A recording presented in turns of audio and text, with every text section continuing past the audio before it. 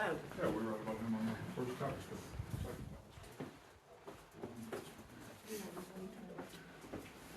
We could do a video here. Alright.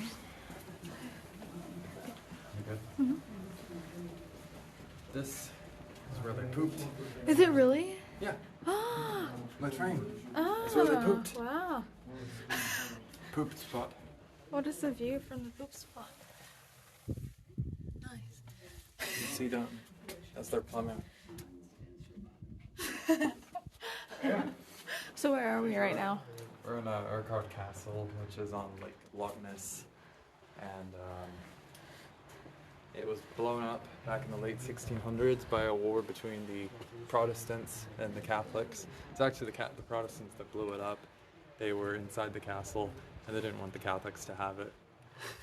So they packed it with gunpowder and went boom. It's very cool. Yeah.